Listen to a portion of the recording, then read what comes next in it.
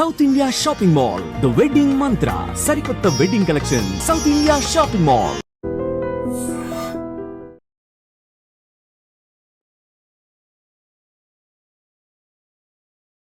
ఆవు ఒక అడుగు ఎత్తున్న ఆవును ఆయన సృష్టించారు. అది ఎలా జరిగింది, అసలు ఆలోచన ఎలా తట్టింది, ఆయనతో మాట్లాడే ప్రయత్నం చేద్దాం. ప్రస్తుతం మనతో పాటు కృష్ణరాజు గారు ఉన్నారు, ఆయనతో మాట్లాడదాం. సార్, ఏంటి అసలు ఈ మినియేచర్ అనే ఆలోచన మీకు ఎందుకు వచ్చింది? అసలు ఏంటి అసలు ఈ ప్రయోగం? చాలా నాకు కొత్తగా అనిపిస్తూ ఉంది. ప్రపంచంలో కూడా ఎక్కడ ఇంత చిన్న సైజు ఆవు ఉన్నట్టుగా కూడా నేను వినలేదు ఎప్పుడు. ఏంటి సార్ అసలు 1 ఫీట్ ఆవు ఎలా తయారు చేశారు? దాని వెనుకున్న మీ ప్రయత్నం ఏంటి, మీ కృషి ఏంటి అసలు? నా పేరు డాక్టర్ కృష్ణరాజు అండి. నేను హ్యూమన్ డాక్టర్ని. ఎవ్రీ ఇయర్ కూడా ఒక్కొక్క కాన్సెప్ట్ రీసెర్చ్ చేస్తూ ఉంటాను. ఫస్ట్ నాడీపతి, తర్వాత హైట్ గ్రోత్ మీద అనేది చేశాను. అంటే హైట్ని ఎలా పెంచాలనేది. నాకు ఐ ట్రీట్మెంట్కి ప్రపంచవ్యాప్తంగా వస్తారు. ఆ తరుణంలో హ్యూమన్ మీద చేద్దాం అనుకున్నానండి. హైట్ ఇప్పుడు మనకు ఒలింపిక్స్లో మెడల్స్ రావట్లే. ఎందుకు రావట్లేదు? మన వల్లే ఒక 9 అడుగులు 10 అడుగులు ఉన్నారనుకోండి, మనకు బాస్కెట్బాల్ కానీ లేదా బాల్ బ్యాడ్మింటన్ కానీ అన్ని క్రీడల్లో కూడా మనం కూడా ఒలింపిక్స్లో మెడల్స్ వస్తాయిగా. మరి పూర్వకాలంలో మనకు ఉండేవారు కదా. ఇప్పుడు 120 అడుగులు, 180 అడుగులు, 90 అడుగులు, 80 అడుగులు అని పురావస్తు శాఖలో తవ్వకాల్లో మన స్కెలిటన్స్ దొరికాయి కదా. అయితే ఇప్పుడు మనం తగ్గిపోయాం. దాన్ని పెంచాలంటే ఏం చేయాలంటే, నేను 7 జనరేషన్ పెట్టి 7 జనరేషన్ అంటే 14 జనరేషన్ చేస్తే మనిషిని ఒక 10 అడుగుల నుంచి 12 అడుగుల వరకు హైట్ పెంచవచ్చు అని అనుకున్నా. యాక్చువల్గా నా కాన్సెప్ట్ అలా చేయాలంటే 14 జనరేషన్లు అంటే 1400 సంవత్సరాలు నేను ఎక్కడ బతుకుంటా, ఉన్నాను కదా. అందుకని ఈ ప్రయత్నం మనకు అవ్వదు, ఇదే యానిమల్ మీద చేసి చూద్దామని చెప్పి ఒక 6 మంత్స్ స్టార్టింగ్ ఒక పెద్ద ఆవుల మీద చేశానండి. చేస్తే తర్వాత ఆలోచిస్తే మనం వీటిని హైట్ వెయిట్ పెంచడం వల్ల ఉపయోగం ఏముంది, వీటికి హాని జరుగుతుంది, బీఫ్కి వెళ్ళిపోతాయి, వద్దు దీనికి రివర్స్ చేద్దాం.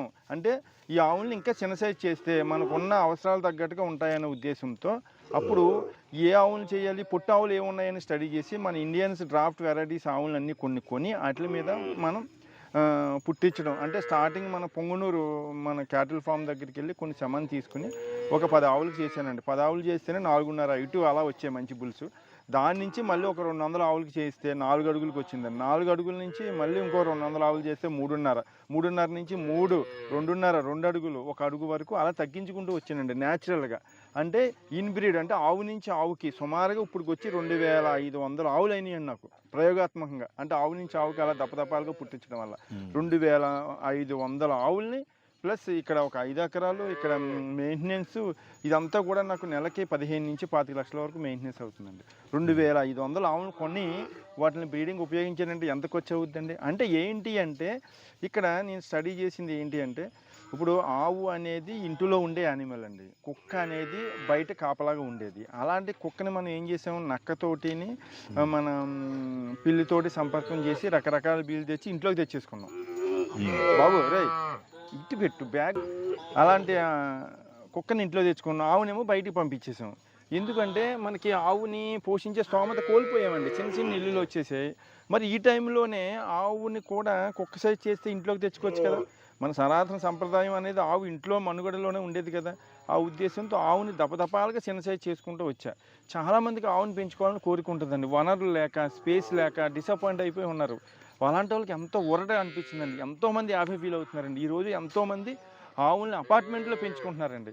నా కాన్సెప్ట్ ఏంటంటే 2 అడుగుల లోపు తీసుకురావాలి, 2 లీటర్ల పాలు ఇవ్వాలి, ఆడ మగ కలిసి 10,000కే ఇవ్వాలి అని ఒక ప్రాజెక్ట్ నేను తయారు చేసుకున్నానండి. అలా చేయాలంటే నేను సంవత్సరానికి సుమారుగా 1,00,000 ఆవులను పుట్టించాలండి. పుట్టించినప్పుడే నేను ఆ పని చేయగలను. ఇప్పుడు వచ్చిన కౌంట్ 750 అయింది.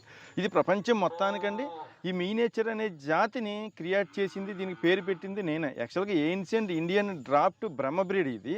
అప్పట్లో దీన్ని వశిష్ఠుడు విశ్వామిత్రుల వారు బాగా డెవలప్ చేశారండి దీన్ని. ఎందుకంటే ఇది ఆవులో ఒక 4th క్రోమోజోమ్ ఎఫెక్ట్ అవ్వడం వల్ల ఈ బ్రీడ్ పుట్టింది. చాలా వరకు బ్రీడ్లు అంతరించిపోయాయండి. అలాగే ఈ బ్రీడ్ కూడా అంతరించిపోయింది. మళ్ళీ దీన్ని నేను రీబర్త్ చేసి దీనికి మినియేచర్ అని పేరు పెట్టడం జరిగింది. అంటే మీరు లొకేషన్ కూడా చాలా పీస్ఫుల్ లొకేషన్ ఎంచుకున్నారు ఇక్కడ. అవునండి. ఈ లొకేషన్ ఎంచుకోవడానికి, ఈ బ్రీడ్ ఇక్కడ డెవలప్ చేయడానికి ఏమన్నా చాలా దగ్గర సంబంధం ఉందండి. ఇది జెనెటిక్ సైన్స్ ప్రకారం ఏంటంటే, మన బాడీలో జీన్ అండి వాతావరణాన్ని బట్టి మ్యూటేషన్ జరుగుతుందండి. అంటే ఇప్పుడు మనకు ఒక ఆవు ఉందండి, ఆవుని మనం హిమాలయాలు తీసుకెళ్ళామనుకోండి, అక్కడ పుట్టే బేబీకి బొచ్చు ఎక్కువ వస్తుంది. ఎందుకు వస్తుంది? దాని జీన్లో లేదు కదా. అంటే అక్కడ వాతావరణానికి చలికి తగ్గట్టుకునే విధంగా దానికి బొచ్చు వచ్చిందండి. అదేవిధంగా నేను భూమికి సమాంతరమైన నేలలో ఎన్ని పుట్టించినా 3 అడుగులు తక్కువ ఏది రాలేదు. ఎందుకంటే భూమికి సమాంతరమైన ప్లెయిన్ ఏరియాలో పుట్టే ప్రతి జీవి హైట్లోనే పుడుతుంది. దాన్ని మళ్ళీ మ్యూటేషన్ మార్చాలని కొండల వారికి తెచ్చానండి. ఎందుకంటే కొండల వారిని పుట్టే ప్రతి జీవి కూడా పుట్టిదే పుడుతుంది, చిన్న కాళ్ళు పెట్టుకుని పుడతాయి. ఎందుకంటే కొండ ఎక్కాలంటే పుట్టడం వల్ల సాధ్యం అవుతుంది, అది నేచర్. అవును. అందుకని ఇక్కడ తీసుకొచ్చి కొండల పక్కన 2 అడుగుల వరకు తీసుకొచ్చానండి. ఈ 2 అడుగుల నుంచి ఇంకా చిన్న సైజ్ చేయాలి అంటే ఏం చేయాలండి? మరి అపార్ట్మెంట్లో మన టైల్స్ ఉంటాయి, టైల్స్కి జారకుండా అలవాటు చేయాలనే ఉద్దేశంతో 3 జనరేషన్లో మన టైల్స్ అపార్ట్మెంట్లో మ్యూటేషన్ చేస్తున్నా. అంటే ఇది అందులోనే పెరుగుతాయి, టైల్స్లోనే పుడతాయి. పుట్టే దూడలకి టైల్స్కి అతుక్కునే స్వభావం ఉంటుంది, అంటే జారే స్వభావం ఉండదండి. అట్లకి మన ఆవులు జారిపోతాయి, వీటికి జారే స్వభావం ఉండదు.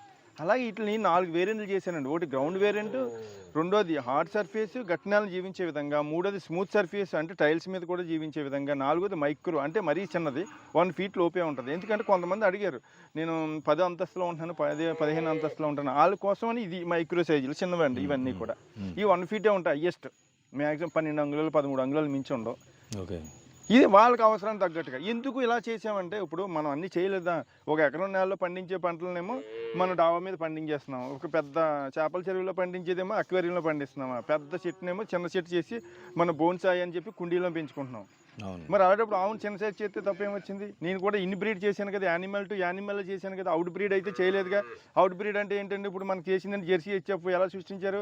ఒక గాడిదికి గేదెకి గుర్రానికి సంపర్కం చేసి పుట్టించారు దాన్ని జెర్సీ హెచ్ఎఫ్. నేను ఆవు నుంచి ఆవుకి దప్పదప్పాలుగా సైజ్ తగ్గించుకుంటూ వచ్చా. ఎందుకంటే మన అవసరాలు తగ్గట్టుగా. భవిష్యత్తు జనాలకి ఆవు అనేది ఉండదండి. ఆవుకి రక్షణ కల్పించాలంటే నేను ఇదొకటి. ఇప్పుడు ప్రతి ఆవు కూడా కొంత వెయిట్ ఉంటే మినిమం 65,000 నుంచి 1,50,000 వరకు బీ ఫ్యాక్టరీ వాళ్ళు పట్టుకుపోతున్నారు. ఆవుకి అనేది రక్షణ లేదు. ఆవును రక్షించాలంటే ఆవును చిన్న సైజ్ చేయాలనిపించింది నాకు, అందుకని చిన్న సైజ్ చేశాను. బాగుంది మీ ఆలోచన.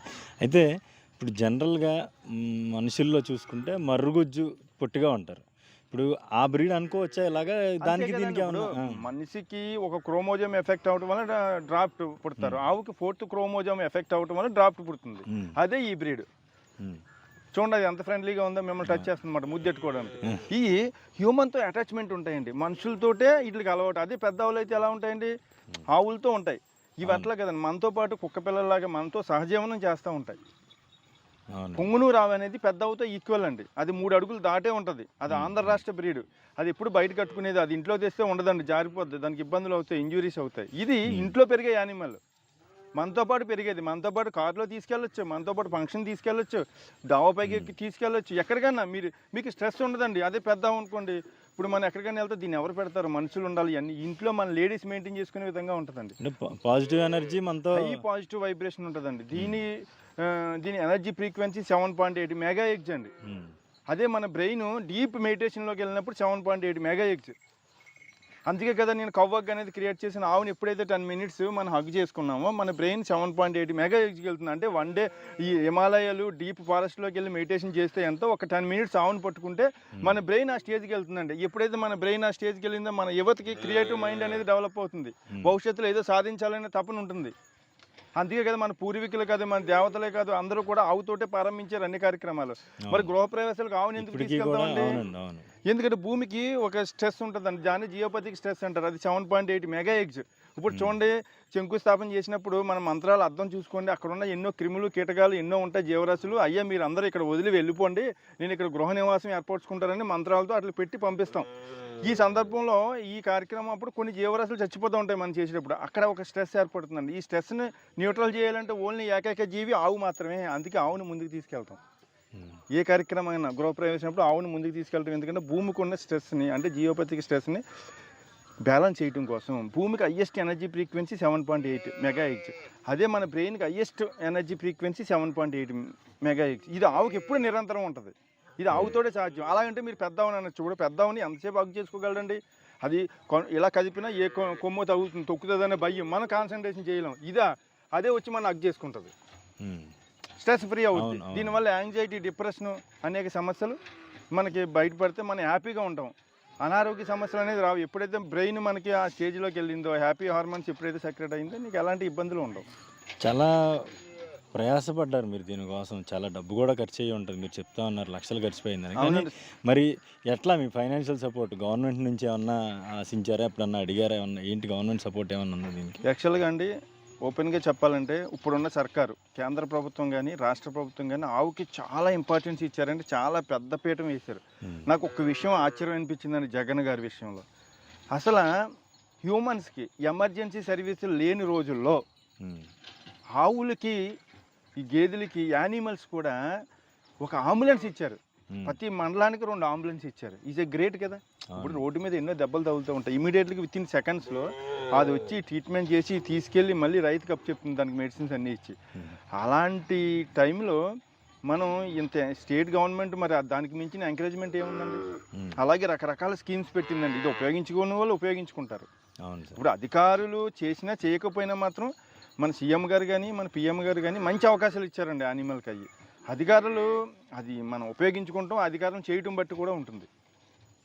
ఓకే, అయితే ఓవరాల్గా మీ బ్రీడ్కి ఆదరణ ఎలా ఉంది? బయట గోప్రేమికులు కానీ ఆవుల్ని ఆరాధించే వాళ్ళు కానీ మన దేశంలో కోకొల్లలుగా ఉన్నారు.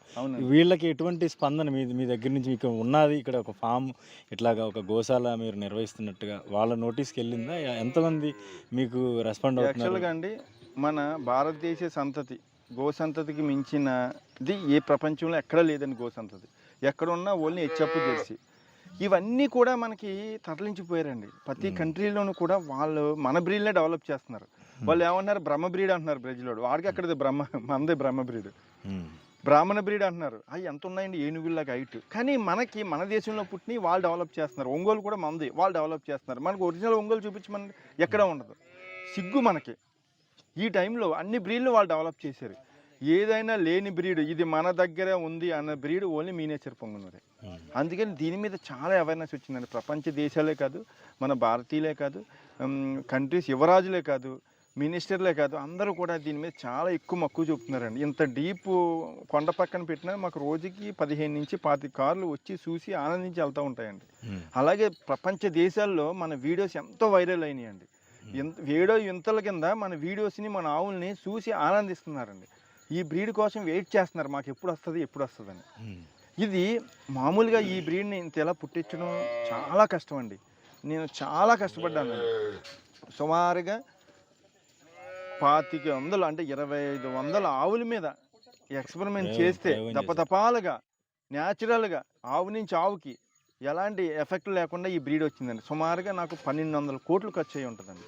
ఇంకా అమ్మటం కొనటం అనేది ఇస్తే అందరికీ కావాలి, కానీ అందరికీ ఇస్తే నాకు బ్రీడ్. నా కాన్సెప్ట్ ఏంటంటే భవిష్యత్తు జనాలకి 10,000కే ఈ సైజు 2 లీటర్లు పాలు ఇవ్వాలి, 2 అడుగులు ఎత్తు ఉండాలి, అపార్ట్మెంట్లో సైతం కూడా ఆడ పాలు పెట్టుకునేలా ఉండాలి, ఆడ మగ 10,000కి ఇవ్వాలని నా కాన్సెప్ట్. వాళ్ళకి నేను 10,000కి ఇవ్వాలంటే నేను సంవత్సరానికి 1,00,000 పుట్టించాలి.